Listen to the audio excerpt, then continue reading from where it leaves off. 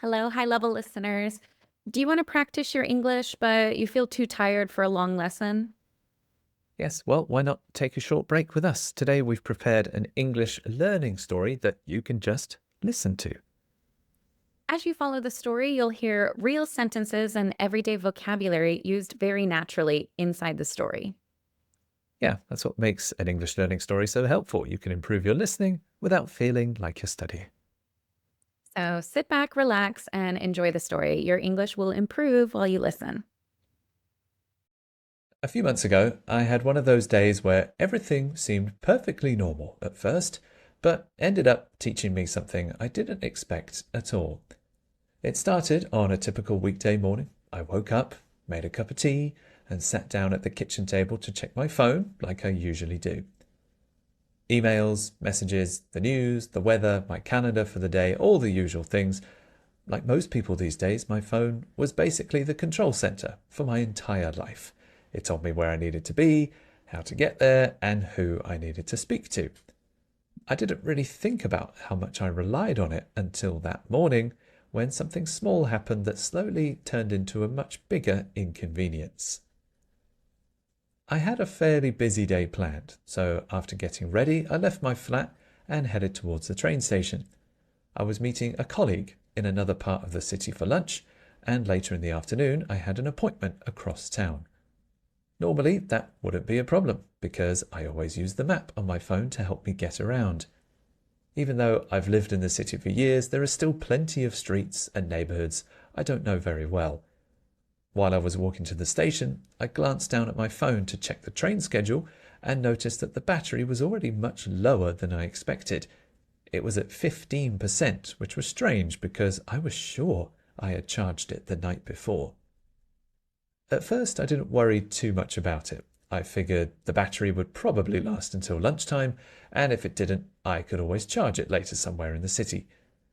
Still, I turned the brightness down and closed a few apps, hoping to save what little power I had left.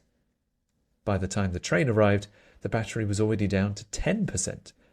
I told myself it would be fine and slipped the phone back into my pocket.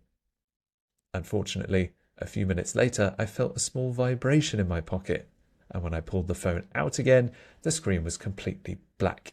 The battery had died.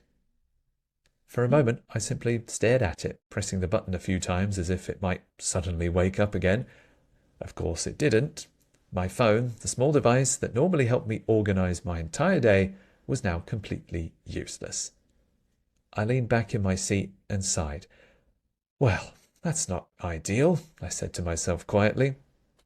Without my phone, I didn't have access to the map, my messages, or even the address of the cafe where I was supposed to meet my colleague. Everything I needed was inside that little screen, and now it had suddenly disappeared. At first, I felt slightly anxious about it. These days, we're so used to having constant access to information that it feels strange when it suddenly disappears. I tried to remember the name of the street where the cafe was, but I could only remember that it was somewhere near a park. Normally, I would simply check the map in seconds, but now I had to rely on memory instead. When the train reached my stop, I stepped out onto the platform, feeling slightly uncertain about what to do next. For the first time in years, I was standing in the middle of the city with no digital guide telling me where to go. Still, I decided there was one thing I could do: start walking and see if I could figure it out. As I left the station and stepped onto the street, I looked around more carefully than usual. Normally, I would be staring at the map on my phone while walking, barely noticing the buildings around me. But now I had no choice except to actually pay attention to the city itself. I started walking towards the park I remembered, hoping the cafe would be somewhere nearby. After a few minutes, I realized something surprising. Without my phone in front of me, the city somehow felt different. I noticed small details I would normally ignore. There was a street musician playing the violin near the corner and a small bakery that smelled incredible when I walked past it. A group of people were sitting outside a cafe laughing and talking, enjoying the warm sun.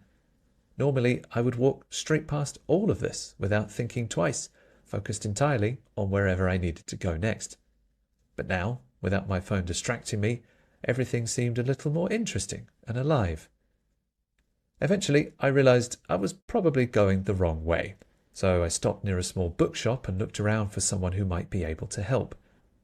A woman was standing outside the shop arranging a display of books, so I walked over and politely asked if she knew where the park was. She smiled and pointed down the street. "Just walk 2 blocks and turn left," she said. "You'll see it straight away." I thanked her and continued walking, feeling strangely relaxed despite the situation. The day was no longer going according to plan, but somehow it didn't seem as stressful as it had earlier. Meanwhile, on the other side of the city, I was already sitting at the cafe where Mark and I had planned to meet for lunch. I had arrived a little early, which usually gives me time to relax and catch up on a few messages while I wait. The cafe was on the corner of a small park, and the big front window looked out onto a path where people were walking their dogs or sitting on benches, enjoying the sunshine. After ordering a coffee, I sat down near the window and checked my phone to see if Mark had sent a message. At first, there was nothing unusual about the situation. People arrive a few minutes late all the time in a busy city. Still, after about 10 minutes passed, I started to wonder if something had happened. I checked my phone again and considered sending him a message. Maybe he got stuck on the train, I thought to myself. Mark is usually very reliable when it comes to meeting people, so it didn't seem likely that he had simply forgotten. Another few minutes passed, and I found myself looking out the window more often, scanning the street to see if he was coming. That's when I noticed someone walking slowly along the path in the park across the street. The person kept glancing around at the buildings and looking at the street signs, almost as if they were trying to solve a puzzle. At first, I didn't think much of it, but then I realized it was Mark. He walked past the cafe once without noticing it, then stopped a few steps later and looked around again. I couldn't help smiling because he looked exactly like someone who had taken a wrong turn somewhere along the way. A few seconds later, he spotted me sitting by the window and laughed, shaking his head slightly as he crossed the street. When he came inside, he looked a little embarrassed, but also amused by the whole situation. I smiled and said, "You look like someone who's had an interesting morning." Mark sat down and immediately explained what had happened. "My phone battery died on the train," he said, "and suddenly I realized I didn't actually know how to get here without it." I laughed because the situation sounded surprisingly familiar. These days, so many of us depend on our phones for directions that we rarely bother remembering where anything actually is. Honestly, I told him, that happens to people all the time now. As he continued describing his walk through the city, I could see that his mood had slowly changed. At first, he had clearly been frustrated, but now he sounded almost happy about the experience. He told me about asking someone for directions outside a bookshop and about noticing things in the city that he normally ignored. "You know, it's funny," he said after a moment. "At first, I thought the whole day was going to be ruined, but once I stopped worrying about the phone, I actually started enjoying the walk." I took a sip of my coffee and looked out at the park again. "Sometimes technology makes life easier," I said, "but it also makes us rush through everything without really paying attention." As we talked about it, I realized he was right. When you're constantly checking a map on your phone, you barely notice the streets, the buildings, or the people around you. Everything becomes just a set of instructions telling you where to go next. But when Mark had lost that digital guide for a few hours, he had been forced to slow down and experience the city in a completely different way. Instead of staring at a screen, he had spoken to strangers, listened to music on the street, and noticed the smell of fresh bread coming from the bakery. It sounded like a much more interesting way to travel through the city than simply following a blue line on a map.